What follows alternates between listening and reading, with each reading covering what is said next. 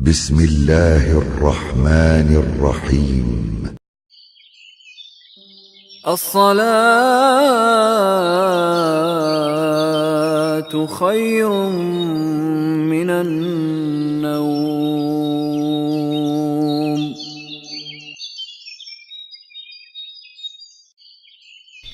أصبحنا وأصبح الملك لله رب العالمين.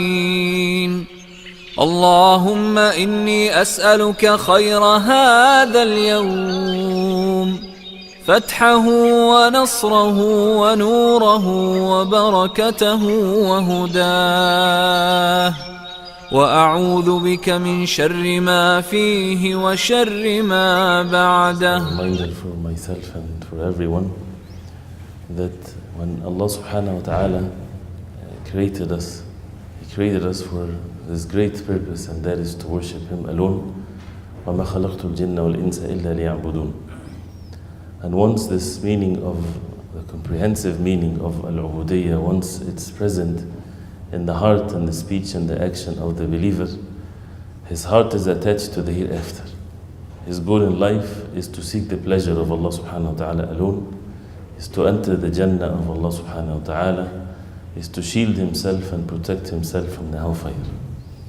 And once this goal is clear, then anything and everything on this journey will be clear if we follow the wahy, the revelation from Allah subhanahu wa ta'ala.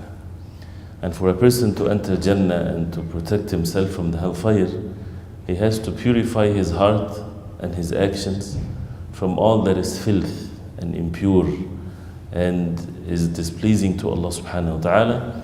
And he has to adorn himself with all of the good things and the good deeds that Allah subhanahu wa ta'ala ordered. So things to be pushed away, things that needs to be, we purify ourselves from it, and things that we need to incur and to do, seeking the pleasure of Allah subhanahu wa ta'ala alone. And one of these impurities, one of these filth that would deprive the person from entering Jannah, unless Allah subhanahu wa ta'ala forgive him, is this disease in the heart, which is al-kibr, arrogance. When a person would reject the truth and look down at people, as the Prophet ﷺ, he defined al-kibr, بطر الحق وغمط الناس, to reject the truth and to look down at people. And a person might look to be the most humble, which is the opposite of al-kibr or arrogance.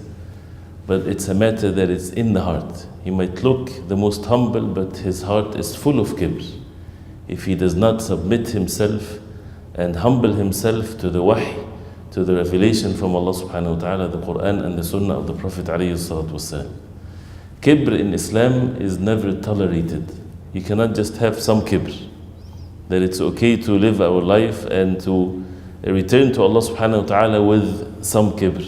It's still such an evil thing. And as it's mentioned in the hadith in Musnad Imam Ahmad and others, and it's an authentic hadith, where Abdullah ibn Amr ibn al-As radiallahu anhuma and Abdullah ibn Umar radiallahu anhuma, both from the Abadillah, from the scholars or the companions of the Prophet sallallahu alayhi wasallam, they met on the Safa.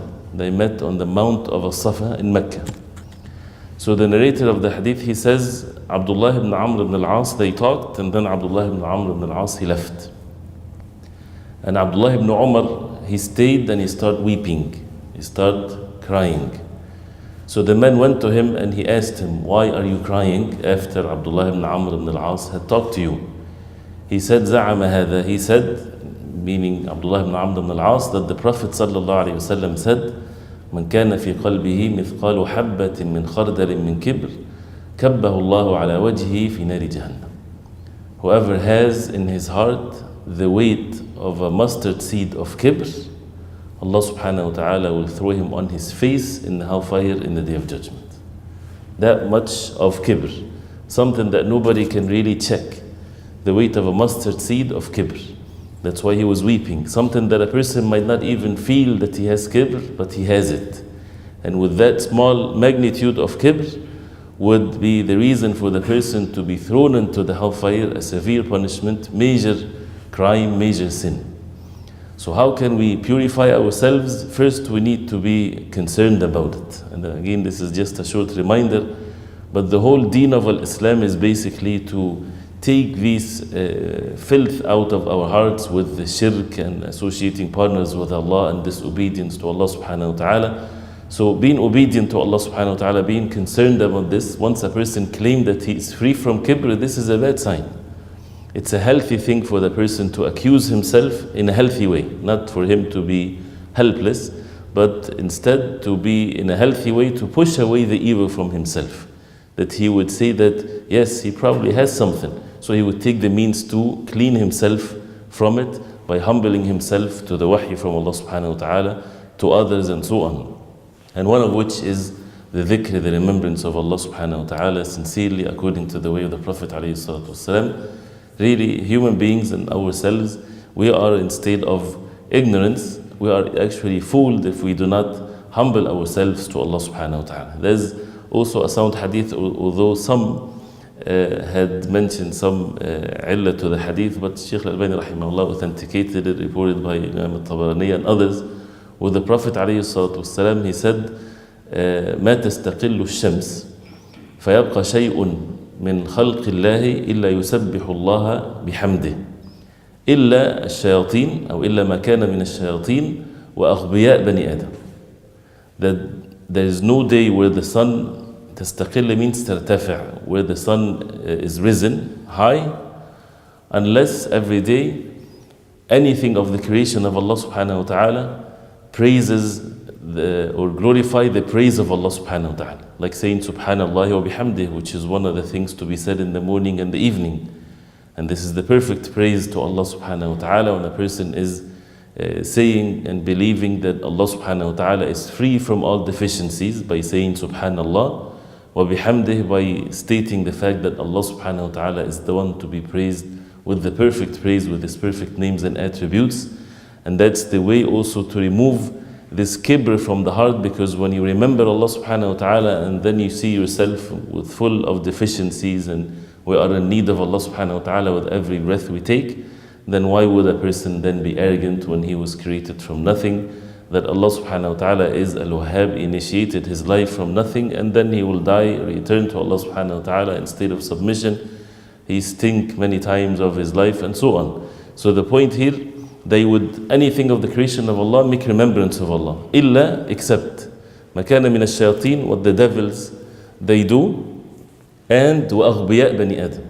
أغبياء, as Imam Al-Manawi rahimahullah, he talked about the literal meaning of it. Linguistically, Al-Ghabi is the one that he has la aqla la, he's foolish. He's, people say idiot or foolish or stupid, whatever, right? From the sons of Adam.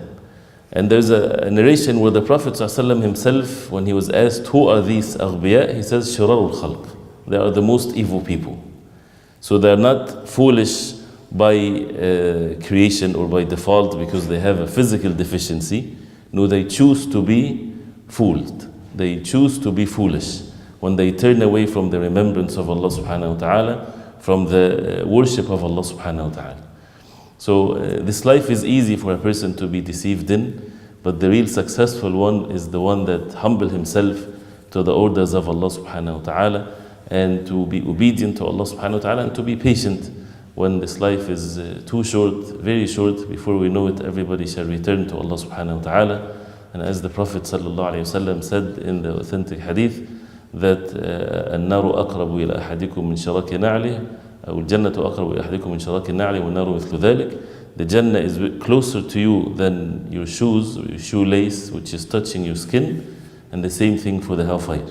And this is one of the most severe hadith in At-Targhib wa-Tarhib, in hoping for the rewards from Allah and fearing Allah subhanahu wa ta'ala. The matter is very close. This is how the Jannah and the hellfire in equal distance from the person, like his shoes to his skin. It's not that a person would guarantee for himself that he enters Jannah because he prayed Fajr or he did this or he did that. No, the matter is very close. And when a person is still alive, he can be deceived, he can be afflicted by a fitna or a tribulation that would make him fall into his face. And at the same time, great hope that he can receive the highest level if he's still alive, with being obedient to Allah subhanahu wa ta'ala. So having the good hope and the good expectations of Allah subhanahu wa ta'ala, with the fear of Allah subhanahu wa ta'ala, that a person can be also flipped on the other way, because everything is in the control of Allah subhanahu wa ta'ala. So we ask Allah subhanahu wa ta'ala to keep us on matters of al-iman and to make us among those who are humble.